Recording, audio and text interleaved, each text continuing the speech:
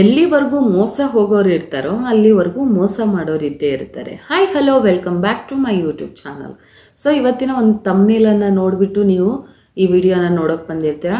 ಖಂಡಿತವಾಗ್ಲೂ ಈ ವಿಡಿಯೋ ನಿಮ್ಗೆ ಒಳ್ಳೆ ಇನ್ಫಾರ್ಮೇಟಿವ್ ಆಗಿರುತ್ತೆ. ಆ್ಯಂಡ್ ನನ್ನ ಒಂದು ಎಕ್ಸ್ಪೀರಿಯನ್ಸ್ನ ಶೇರ್ ಮಾಡ್ತಾ ಇದ್ದೀನಿ. ನನಗೇನೆಲ್ಲ ಮೋಸ ಆಯಿತು ಅನ್ನೋದನ್ನು ನಾನು ಈ ವಿಡಿಯೋದಲ್ಲಿ, ಅದು ದುಡ್ಡು ಕಾಸು ವಿಷಯದಲ್ಲಿ ನಾನು ಎಷ್ಟು ಮೋಸ ಹೋಗಿದ್ದೆ ಅನ್ನೋದ್ರ ಬಗ್ಗೆ ವಿಡಿಯೋನ ಶೇರ್ ಮಾಡ್ತಾ ಇದ್ದೀನಿ. ಇದರ ಉದ್ದೇಶ ನನ್ನ ಮೇಲೆ ನಿಮ್ಗೆ ಸಿಂಪತಿ ಬರಲಿ ಅಂತಲ್ಲ, ಎಷ್ಟೋ ಜನಕ್ಕೆ ಲೈಫಲ್ಲಿ ಇದೊಂದು ಎಕ್ಸ್ಪೀರಿಯನ್ಸ್ ಆಗಿರುತ್ತೆ. ಸೊ ಯಾಕೆ ಈ ಥರ ಆಗುತ್ತೆ, ನಾವು ಇಷ್ಟು ಓದಿದ್ರೂ ಹೇಗೆ ನಾವೆಲ್ಲ ಮೋಸ ಹೋಗ್ತೀವಿ, ಹೇಗೆ ನಮ್ಮನ್ನು ಮೋಸ ಮಾಡ್ತಾರೆ ಅನ್ನೋದಕ್ಕೆ ಒಂದಷ್ಟು ಎಕ್ಸಾಂಪಲ್ಸ್ಗಳನ್ನು ನಾನು ಕೊಡ್ತಾ ಹೋಗ್ತೀನಿ. ನನ್ನ ಒಂದು ಲೈಫ್ ಎಕ್ಸ್ಪೀರಿಯನ್ಸ್ನ ನಿಮ್ಮೊಟ್ಟಿಗೆ ಶೇರ್ ಮಾಡ್ತೀನಿ. ಮೋಸ ಹೋಗೋರು ಹೆಚ್ಚಾಗಿ ಒಳ್ಳೆಯವರೇ. ಯಾಕೆ ಹೇಳಿ, ಅವರು ಸಂಬಂಧಗಳಿಗೆ ಬೆಲೆ ಕೊಡ್ತಾರೆ, ರಿಲೇಷನ್ಶಿಪ್ಗಳಿಗೆ ಬೆಲೆ ಕೊಡ್ತಾರೆ, ಫ್ರೆಂಡ್ಸ್ ಅಂತ ಹೇಳಿ ಬೆಲೆ ಕೊಡ್ತಾರೆ. ಒಂದು ಮಾನವೀಯತೆ ದೃಷ್ಟಿಯಿಂದ ಅವರು ಬೆಲೆ ಕೊಡೋದು ಕೊಟ್ಟು ಏನಾಗ್ತಾರೆ, ಒಂದು ಫಿನಾನ್ಷಿಯಲ್ ಆಗಿರ್ಬೋದು ಅಥವಾ ರಿಲೇಷನ್ಶಿಪ್ಪಲ್ಲಾಗ್ಬೋದು ಹೆಚ್ಚಾಗಿ ಬ್ರೇಕ್ ಡೌನ್ ಆಗೋದು ಅಥವಾ ಹೆಚ್ಚಾಗಿ ಮೋಸ ಹೋಗೋದು ಒಳ್ಳೆಯವರೇ. ಸೊ ನನಗೂ ಕೂಡ ಸುಮಾರು ಸಲ ಈ ಥರದ ನಂಬಿಕೆಯಲ್ಲಿ ಮೋಸ ಆಗಿದೆ. ದುಡ್ಡಿನಲ್ಲಿ ಸುಮಾರು ಸಲ ನಾನು ಮೋಸ ಹೋಗಿದ್ದೀನಿ. ಸೊ ಅದನ್ನೆಲ್ಲ ಹೇಗೆ ನಾನು ಫೇಸ್ ಮಾಡಿದೆ ಅನ್ನೋದು ಈ ವಿಡಿಯೋದಲ್ಲಿ ಹೇಳೋಕ್ಕೆ ಇಷ್ಟಪಡ್ತೀನಿ. ಫಸ್ಟ್ ಆಫ್ ಆಲ್ ನಾನು ರಿಕ್ವೆಸ್ಟ್ ಮಾಡೋದು ಒಂದೇ, ಎಲ್ಲರಿಗೂ ನನ್ನ ಅನುಭವದ ಮುಖಾಂತರ ಹೇಳ್ತಾ ಇದ್ದೀನಿ. 3 ವಿಷಯಗಳನ್ನು ನೀವು ಮಾಡಬೇಡಿ ಜೀವನದಲ್ಲಿ. ಒಂದು, ನೀವು ಇನ್ನೊಬ್ಬರಿಗೆ ಸಾಲ ಕೊಡಬೇಡಿ, ಇನ್ನೊಬ್ಬರಿಂದನೂ ಸಾಲ ಪಡಿಬೇಡಿ. 3ನೇ ವಿಷಯ, ಮಧ್ಯಸ್ಥಿಕೆ ಅಂತೂ ವಹಿಸಲೇಬೇಡಿ. ಇದು ನನ್ನ ಅನುಭವ. ಯಾಕಂದರೆ ಸಾಲ ಕೊಡೋದು ಡೇಂಜರೇ, ಸಾಲ ಇಸ್ಕೊಳ್ಳೋದು ಡೇಂಜರೇ, ಆ್ಯಂಡ್ ಇಬ್ಬರ ಮಧ್ಯಸ್ಥಿಕೆಯನ್ನು ವಹಿಸ್ತೀವಲ್ಲ ವ್ಯವಹಾರಗಳಲ್ಲಿ, ಅದು ಇನ್ನೂ ಡೇಂಜರೇ. ಸೊ ಹೇಗೆ ಅಂತ ಹೇಳ್ತೀನಿ. ನನಗೆ ಹೇಗೆಲ್ಲ ಮೋಸ ಆಯಿತು ಎಲ್ಲನೂ ಹೇಳೋಕ್ಕೆ ಹೋಗಲ್ಲ, ಒಂದಷ್ಟು ಪಾಯಿಂಟ್ಗಳನ್ನು ನಾನು ಹೇಳ್ತಾ ಹೋಗ್ತೀನಿ.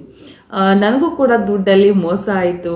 ಅದರಿಂದ ನಾನು ವರ್ಕ್ ಮಾಡ್ತಿದ್ದೆ, ಬಚಾವಾದೆ, ಹೇಗೋ ಫೇಸ್ ಮಾಡಿದೆ. ಇದುವರೆಗೂ ನಮ್ಮ ಫ್ಯಾಮಿಲಿಯಲ್ಲೇ ನಾನು ಎಲ್ಲೂ ಹೇಳೋಕ್ಕೆ ಹೋಗಿಲ್ಲ. ಸೊ ಫಸ್ಟ್ ಆಫ್ ಆಲ್ ಇಲ್ಲೇ ನಾನು ರಿವೀಲ್ ಮಾಡ್ತಾ ಇರೋದು, ಯಾಕಂದರೆ ಇದು ಕೆಲವು ಜನಕ್ಕೆ ಪಾಠ ಆದರೂ ಆಗಿರಲಿ ಅಂತ. ನಾವು ಎಷ್ಟೇ ಓದಿರ್ಬೋದು, ನಾವು ಎಷ್ಟೇ ಬುದ್ಧಿವಂತರಿರ್ಬೋದು, ಜನ ನಮ್ಮನ್ನು ಹೇಗೆಲ್ಲ ಯಾಮರಿಸ್ತಾರೆ ಅನ್ನೋದಕ್ಕೆ ನಾನು ಒಂದೇ ಒಂದು ಘಟನೆ ಹೇಳ್ತೀನಿ. ಸುಮಾರು ಆ ಥರದ್ದು ನನಗಾಗಿದೆ. ನನ್ನ ಒಳ್ಳೆತನನ ದುಡ್ಡು ಕಾಸಿನ ವಿಷಯದಲ್ಲಿ ತುಂಬ ಜನ ಮಿಸ್ಯೂಸ್ ಮಾಡ್ಕೊಂಡಿದ್ದಾರೆ. ಬಟ್ ಒಂದು ವಿಷಯವನ್ನು ನಾನು ಹೇಳೋಕ್ಕೆ ಇಷ್ಟಪಡ್ತೀನಿ. ಸೊ ಹೇಗೆ ನಾವು ಇನ್ನೊಬ್ಬರಿಂದ ಕಷ್ಟಗಳನ್ನು ಅನುಭವಿಸ್ತೀವಿ ಅಥವಾ ಮೋಸ ಹೋಗಿ ನಾವು ಎಷ್ಟೆಲ್ಲ ಫೇಸ್ ಮಾಡಬೇಕಾಗತ್ತೆ ಅನ್ನೋದ್ರ ಬಗ್ಗೆ ನಾನು ಹೇಳೋಕ್ಕೆ ಇಷ್ಟಪಡ್ತೀನಿ. ಮಾನವೀಯತೆ, ಹ್ಯುಮ್ಯಾನಿಟಿ, ಬೇಕಿದ್ರೆ ಅವ್ರಿಗೆ ಏನಾದರೂ ಒಂದು ಕರೆದು ಊಟ ಹಾಕಿಬಿಡಿ, ಅಥವಾ ಏನೋ ಒಂದು ರೇಷನ್ ಕೊಡಿಸಿ ಸಹಾಯ ಮಾಡಿ, ಏನೋ ಒಂದು ಕೊಟ್ಟು ಸಹಾಯ ಮಾಡಿಬಿಡಿ. ಆದರೆ ಯಾರ ಹತ್ರನೂ ಸಾಲ ಮಾಡಬೇಡಿ, ಯಾರ ಹತ್ರನೂ ಸಾಲ ಇಸ್ಕೋಬೇಡಿ, ಮತ್ತು ಇಬ್ಬರ ಮಧ್ಯಸ್ಥಿಕೆ ಅಂತೂ ವಹಿಸಲೇಬೇಡಿ. ಇದು ನನ್ನ ಒಂದು ಕೆಟ್ಟ ಎಕ್ಸ್ಪೀರಿಯನ್ಸ್ನ ನಾನು ನಿಮ್ಮೊಟ್ಟಿಗೆ ಶೇರ್ ಮಾಡ್ತಾ ಇದ್ದೀನಿ. ಈ ವಿಡಿಯೋದಲ್ಲಿ ನನಗೆ ಮೋಸ ಮಾಡಿರೋರ ಹೆಸರನ್ನು ನಾನು ಹೇಳಕ್ಕೆ ಹೋಗಲ್ಲ, ಬೇಡ. ನನ್ನ ಮಾನವೀಯತೆ, ನನ್ನ ಪರ್ಸ್ನಾಲಿಟಿ ನನ್ನೊಟ್ಟಿಗೆ ಇರಲಿ, ಅವ್ರ ಹೆಸರು ಹೇಳಕ್ಕೆ ನಾನು ಇಷ್ಟಪಡಲ್ಲ. ನಾನು ಚೀಟಿ ಹಾಕ್ತಿದ್ದೆ ಪ್ರತಿ ವರ್ಷ. ನಿಮ್ಗೆ ಗೊತ್ತಿರುತ್ತೆ ಚೀಟಿ ವ್ಯವಹಾರ ಏನು ಅಂತ. ಸೊ ಚೀಟಿ ಹಾಕ್ತಿದ್ದೆ ನಾನು ಕೂಡ. ನಾನು ಚೀಟಿ ಹಾಗೆ ನಾನು ಕರೆಕ್ಟಾಗಿ ಪೇ ಮಾಡ್ತಿದ್ದೆ, ಆ್ಯಂಡ್ ನನಗೆ ಅದ್ರ ಬರೋ ಲಾಭ ಆಗಲಿ ನಷ್ಟ ಆಗಲಿ ನಾನು ತಗೊಳ್ತಿದ್ದೆ.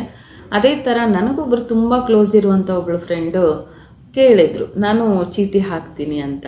ಬಟ್ ನಾವು ಚೀಟಿ ಹಾಕೋ ವ್ಯಕ್ತಿ, ಅವ್ರಿಗೆ ತುಂಬ ನಂಬಿಕೆ ಇರೋ ವ್ಯಕ್ತಿಗಳನ್ನು ಮಾತ್ರ ಅವರು ಆ್ಯಡ್ ಮಾಡಿಕೊಂಡು ಚೀಟಿ ವ್ಯವಹಾರ ಮಾಡ್ತಿದ್ರು. ಯಾಕಂದರೆ ಲಕ್ಷಾಂತರ ರೂಪಾಯಿ ವ್ಯವಹಾರ ಅಂದಾಗ ಭಯ ಆಗೇ ಆಗುತ್ತಲ್ವ ಯಾರಿಗಾದರೂ. ಅವರು ತುಂಬ ಮೀನಮೇಷ ಅನ್ನಿಸ್ತಿದ್ರು. ಸೊ ಹಾಗಾಗಿ ನಾನು ತುಂಬ ವರ್ಷಗಳಿಂದ ಹಾಕ್ತಾ ಇರೋದ್ರಿಂದ ನನ್ನ ಬಗ್ಗೆ ಅವರು ತುಂಬಾ ನಂಬಿಕೆ ಇತ್ತು. ಹಾಗಾಗಿ ನನ್ನ ಒಂದು ಚೀಟಿನ ನನ್ನ ಕುಟುಂಬಕ್ಕೆ ಸಂಬಂಧಪಟ್ಟಿದ್ದೇನಾದರೂ ಇದ್ದರೆ ಮಾತ್ರ ಅವ್ರು ಹಾಕಿಸ್ಕೊಳ್ತಿದ್ರು. ಬೇಡ ಅಂದರೂ ನನ್ನೊಬ್ಬಳು ಫ್ರೆಂಡು 2 ಚೀಟಿ, ನಾನು 1 ಚೀಟಿ ಹಾಕು ಅಂದೆ, ಇಲ್ಲ 2 ಚೀಟಿ ಹಾಕ್ತೀನಿ ಅಂತ ಹಾಕಿದ್ಲು. ಅವಳು ಚೀಟಿ ಹಾಕಿಸ್ಕೊಳ್ಳೋಕ್ಕೆ ಆ ಚೀಟಿ ಹಾಕಿಸ್ಕೊಳ್ಳೋರು ಒಪ್ಕೊಳ್ಳಿಲ್ಲ. ಸೊ ಅದಕ್ಕೆ ನಾನು ಇಲ್ಲ, ಅವ್ರು ನಂಗೆ ತುಂಬ ಕ್ಲೋಸು, ಅವ್ರದ್ದು ಒಂದು ಹಾಕ್ಕೊಳ್ಳಿ, ಅವ್ರು ಕಟ್ಕೊಂಡು ಹೋಗ್ತಾರೆ, ಅವರು ಎತ್ಕೊಂಡ್ರು ಏನೂ ತೊಂದರೆ ಆಗಲ್ಲ, ಈ ಥರ ನಾನು ಮಧ್ಯಸ್ಥಿಕೆ ವಹಿಸಿ ಅವ್ರಿಗೆ ಚೀಟಿ ಹಾಕಿಸ್ತೀನಿ. 2 ಲಕ್ಷ ರೂಪಾಯಿ ಚೀಟಿ ಹಾಕಿಸ್ತೀನಿ. 1-2 ತಿಂಗಳು ಕಟ್ಟಿ 1 ಚೀಟಿ ಎತ್ಕೊಳ್ತಾರೆ, ಇನ್ನು 2 ತಿಂಗಳು ಕಟ್ಟಿ ಇನ್ನೊಂದು ಚೀಟಿ ಎತ್ಕೋತಾರೆ. 4 ತಿಂಗಳು ಕಟ್ಟಿದ್ದಷ್ಟೇ 2 ಲಕ್ಷ ಎತ್ಕೋತಾರೆ. ಅದಾದಮೇಲೆ ಅವ್ರ ಫೋನ್ ಸ್ವಿಚ್ ಆಫ್, ಅವ್ರು ಇರೋವಂಥದ್ದು ಎಲ್ಲ ಏನು ಕಾಂಟ್ಯಾಕ್ಟೇ ಇಲ್ಲ, ತಪ್ಪೋಯ್ತು. ಬಟ್ ಹಾಕಿಸ್ಕೊಳ್ಳುವಾಗ ಮೊದಲು ನನಗೆ ಒಂದು ಅಗ್ರಿಮೆಂಟ್ ಆಗಿತ್ತು. ಏನು ಅಗ್ರಿಮೆಂಟ್ ಅಂದರೆ, ಚೀಟಿ ಹಾಕಿಸ್ಕೊಳ್ಳೋರು ಹೇಳಿದರು, ನನಗೆ ಅವ್ರು ಯಾರು ಅಂತ ಗೊತ್ತಿಲ್ಲ, ಬಟ್ ನಿಮ್ಮ ಒಂದು ನಂಬಿಕೆಯ ಮೇಲೆ ನಾನು ಚೀಟಿ ಹಾಕಿಸ್ಕೊತಾ ಇದ್ದೀನಿ. ಸೊ ನೀವು ಏನೇ ಒಂದು ಸಮಸ್ಯೆ ಬಂದರೂ ನೀವು ಅದಕ್ಕೆ ಹೊಣೆ ಆಗ್ತೀನಿ ಅಂದರೆ ಮಾತ್ರ ನಾನು ಹಾಕಿಸ್ಕೊತೀನಿ ಅಂತ ಹೇಳಿದ್ರು. ಅದಕ್ಕೆ ನನ್ನ ಫ್ರೆಂಡ್ಸ್ ಅಲ್ವಾ, ಯಾರು ಈ ಥರ ಮಾಡಲ್ಲ, ಅದರಲ್ಲೇನಿದೆ ಅಂಥೇಳಿ ನಾನು ಅದಕ್ಕೆ ಕಮಿಟ್ ಆಗಿದ್ದೆ. ಸೊ ಹಾಗಾಗಿ ಆ ಕಮಿಟ್ಮೆಂಟಿಗೆ ತಕ್ಕ ಹಾಗೆ ನಾನು ನಡ್ಕೊಳ್ಬೇಕಾಗತ್ತೆ. ಇವರು ಒಂದು 4 ತಿಂಗಳು ಕಟ್ಬಿಟ್ಟು 2 ಚೀಟಿ ಏನೋ ಕಷ್ಟ ಅಂಥೇಳಿ ಕೂಗಿ ಎತ್ಕೊಂಡ್ಬಿಟ್ರು. ಬಟ್ ಇನ್ನು ಮಿಕ್ಕಿರೋ ದುಡ್ಡು ಕಟ್ಟಬೇಕಲ್ಲ. ಚೀಟಿ ಏನೋ ಎತ್ಕೊಂಡ್ಬಿಟ್ರು, 4 ತಿಂಗಳು ಅವ್ರು ಕಟ್ಟಿರೋದು, ಇನ್ನು ಮಿಕ್ಕಿದ್ದ ಅಮೌಂಟ್ ಕಟ್ಟಲೇ ಇಲ್ಲ. ಸೊ ಅವಾಗ ಅವ್ರು ಕೇಳೋದು ಯಾರನ್ನ, ನನ್ನೇ ಕೇಳಬೇಕಾಗತ್ತೆ. ಸೊ ನನ್ನನ್ನೇ ಕೇಳಿದ್ರು, ಯಾಕಂದರೆ ನಾನು ಮಧ್ಯಸ್ಥಿಕೆ ವಹಿಸಿದ್ದೆ. ಸೊ ಅದಕ್ಕೆ ನಾನು ಹೇಳೋದು, ಅಲ್ಲಿ ಒಂದು ದೊಡ್ಡ ಮೋಸ ಆಯಿತು. ಇನ್ನು ಮಿಕ್ಕಿದ್ನೆಲ್ಲ ನಾನು ಪೇ ಮಾಡ್ತಾ ಬಂದೆ. ನಾನು ವರ್ಕಿಂಗ್ ವುಮೆನ್ ಆಗಿದ್ದೆ ಅಥವಾ ವರ್ಕ್ ಮಾಡ್ತಿದ್ದೆ, ಅರ್ನ್ ಮಾಡ್ತಿದ್ದೆ, ಹೇಗೋ ನಾನು ಅದನ್ನು ಸಂಭಾಳಿಸ್ದೆ. ಈಗ ಎಷ್ಟೋ ಜನ ಹೌಸ್ ವೈಫ್ ಇರ್ತಾರೆ, ಏನೋ ಒಂದು ಸಣ್ಣ ಅಮೌಂಟ್ನ ಅವ್ರು ಚೀಟಿ ಹಾಕ್ಕೊಳ್ತಾ ಇರ್ತಾರೆ. ನೀವು ಹಾಕ್ಕೊಳ್ಳೋವಾಗ ನಿಮ್ಮ ಪಾಡಿಗೆ ನೀವು ಮಾಡಿ ವ್ಯವಹಾರ, ಇನ್ಯಾರನ್ನು ನಿಮ್ಮ ವ್ಯವಹಾರಗಳಲ್ಲಿ ಇನ್ಕ್ಲೂಡ್ ಮಾಡ್ಕೊಳ್ಳಿಕ್ಕೆ ಹೋಗಬೇಡಿ. ಈ ದುಡ್ಡು ಕಾಸಿನಲ್ಲಿ ಹ್ಯುಮ್ಯಾನಿಟಿನೇ ಬೇಡ ಅನಿಸುತ್ತೆ ನನ್ನ ಪ್ರಕಾರ. ಈ ಥರದ್ದು ಸುಮಾರು ಮೋಸಗಳನ್ನು ನಾನು ದುಡ್ಡಿನ ವಿಷಯದಲ್ಲಿ ಅನುಭವಿಸಿದ್ದೀನಿ. ಸಂಬಂಧ ಆಗಲಿ, ಫ್ರೆಂಡ್ಶಿಪ್ ಆಗಲಿ, ಇದು ಯಾವುದು ದುಡ್ಡು ಅಂತ ಬಂದಾಗ ಮ್ಯಾಟರ್ ಆಗಲ್ಲ. ಅವ್ರು ವಾಪಸ್ಸು ನನಗೇನಂದರೆ ಕೊಟ್ಟು ಕೆಟ್ಟವರಾಗೋದು ನನಗಿಷ್ಟ ಆಗಲ್ಲ. ಸೊ ಹಾಗಾಗಿ ಕೆಲವನ್ನ ನಾನು ಅದು ನನ್ನ ತಲೆ ಮೇಲೆ ಬಿದ್ದರೂ ಬೀಳಿ ಅಂತ ಹೇಳಿ ನಾನು ಸಹಿಸ್ಕೊಂಡು ಅದನ್ನು ನಾನೇ ಫೇಸ್ ಮಾಡ್ಕೊಂಡು ಬಂದೆ. ಸ್ಟ್ರಗ್ಲಿಂಗ್ ಡೇಸ್ ಇರುತ್ತಲ್ಲ, ನಮ್ಮದಲ್ಲದೆ ಇರೋದಕ್ಕೆ ನಾವು ಪೇ ಮಾಡೋದು ಅಥವಾ ನಮ್ಮದಲ್ಲದೆ ಇರೋದಕ್ಕೆ ನಾವು ಕಷ್ಟಪಡೋದಿರುತ್ತಲ್ಲ, ಇಟ್ಸ್ ರಿಯಲಿ ಬ್ಯಾಡ್. ಒಂದು ರೋಚಕದ ಸಂಗತಿ ಅದು. ದಯವಿಟ್ಟು ನಾನು ಹೇಳೋದಿಷ್ಟೇ, ನಾವು ಸಾಲ ಮಾಡಬೇಕು. ಎಷ್ಟು? ನಾವು ಆ ಸಾಲವನ್ನು ತೀರಿಸೋ ಅಷ್ಟು ಸಾಲ ಮಾಡಬೇಕು. ನಾವೇ ತೀರಿ ಹೋಗುವಷ್ಟು ಯಾವತ್ತೂ ಸಾಲ ಮಾಡಬಾರ್ದು ಅನ್ನೋ ಒಂದು ವಿಷಯವನ್ನು ನಾನು ತಿಳ್ಕೊಂಡೆ. ಯಾಕಂದರೆ ಅದು ನನ್ನ ಪ್ರಾಬ್ಲಮ್ ಅಲ್ಲ, ಆದರೂ ಇನ್ನೊಬ್ಬರಿಗೆ ಹೆಲ್ಪ್ ಮಾಡೋದು ಎಷ್ಟು ಒಳ್ಳೆಯದೋ ಅಷ್ಟೇ ಡೇಂಜರ್ ಕೂಡ. ದುಡ್ಡು ಕಾಸು ವಿಷಯದಲ್ಲಿ ಹೆಲ್ಪ್ ಮಾಡ್ತೀನಿ ಅಂತ ಮುಂದಕ್ಕೆ ಹೋಗೋಕ್ಕೆ ಹೋಗ್ಬಿಡಿ, ತುಂಬಾ ಡೇಂಜರ್ ವಿಷಯ ಅದು. ಯಾಕಂದರೆ ನಿಮ್ಮದಲ್ದಿರೋ ತಪ್ಪಿಗೆ ನೀವು ವ್ಯಥೆ ಪಡಬೇಕಾಗತ್ತೆ, ನೀವು ಪೇ ಮಾಡಬೇಕಾಗತ್ತೆ, ನೀವು ಕಷ್ಟಪಡಬೇಕಾಗತ್ತೆ. 1 ರೂಪಾಯಿ 2 ರೂಪಾಯಿ ಅಲ್ಲ, ಲಕ್ಷಾಂತರ ರೂಪಾಯಿ ವ್ಯವಹಾರ ಮಾಡಿದಾಗ ಎಷ್ಟು ಕಷ್ಟ ಇರುತ್ತೆ, ಅದು ಸ್ಟ್ರಗಲಿಂಗ್ ಹೇಗಿರುತ್ತೆ ಅಂತ ನಾನು ಅನುಭವಿಸಿದ್ದೀನಿ. ಹಾಗಾಗಿ ಅವ್ರು ನನಗೆ ವಾಪಸ್ ಕಾಂಟ್ಯಾಕ್ಟ್ ಆಗಲೇ ಇಲ್ಲ, ಎಲ್ಲಿ ಹೋದ್ರು ಅಂತ ಇದುವರೆಗೂ ಗೊತ್ತಾಗಲಿಲ್ಲ. ನನಗೆ ಯಾವುದೇ ರೀತಿ ಕಂಪ್ಲೇಂಟ್ ರೈಸ್ ಮಾಡೋದು ಅದು ಯಾವುದೂ ಕೂಡ ಇಷ್ಟ ಆಗಲಿಲ್ಲ.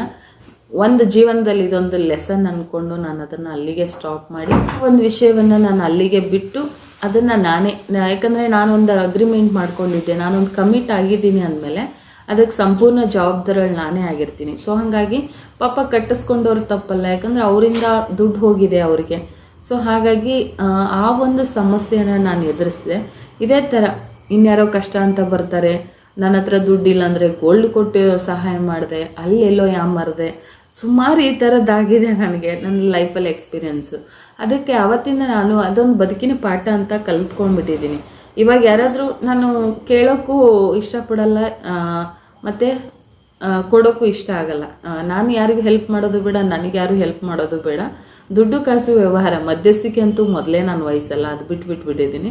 ಅದೊಂದು ಜೀವನದಲ್ಲಿ ನಮಗೆ ಪಾಠ. ಯಾಕಂದರೆ ನಮ್ದಲ್ಲದೆ ಇರೋ ವಿಷಯಕ್ಕೆ ನಾವು ಬಲಿಪಶು ಆಗೋದಿದೆಯಲ್ಲ, ಅದು ತುಂಬ ಕಷ್ಟದ ಕೆಲಸ. ಹಾಗಾಗಿ ನಾವು ಎಲ್ಲಿವರೆಗೂ ಮೋಸ ಹೋಗ್ತೀವಂತ ಗೊತ್ತಾಗುತ್ತೋ ಅಲ್ಲಿವರೆಗೂ ಮೋಸ ಮಾಡೋರು ಇರ್ತಾರೆ. ಹಾಗಾಗಿ ನಾವು ಎಚ್ಚರಿಕೆಯಿಂದ ಇರಬೇಕು. ಜೀವನದಲ್ಲಿ ಇದು ಪ್ರತಿಯೊಬ್ಬರಿಗೂ ಸಣ್ಣ ಅಮೌಂಟಲ್ಲಾದರೂ ಒಂದು ಎಕ್ಸ್ಪೀರಿಯನ್ಸ್ ಆಗಿರುತ್ತೆ ಅಂತ ನಾನು ಅಂದ್ಕೊಳ್ತೀನಿ.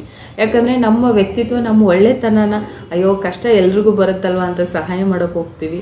ಸೊ ಅಲ್ಲೆಲ್ಲೋ ನಾವು ಪ್ರಾಬ್ಲಮ್ಗೆ ಸಿಕ್ಕಾಕೊಳ್ತೀವಿ. ಹಾಗಾಗಿ ದುಡ್ಡು ದೊಡ್ಡಪ್ಪನ ಕೆಡಿಸುತ್ತೆ ಅಂತ ದೊಡ್ಡವ್ರು ಹೇಳ್ತಾರೆ. ಸೊ ಹಾಗಾಗಿ ನೀವು ಸಂಬಂಧಗಳಲ್ಲಾಗಲಿ ಫ್ರೆಂಡ್ಶಿಪ್ಪಲ್ಲಾಗಲಿ ದುಡ್ಡಿನ ವ್ಯವಹಾರಕ್ಕೆ ಹೋಗ್ಬಿಡಿ.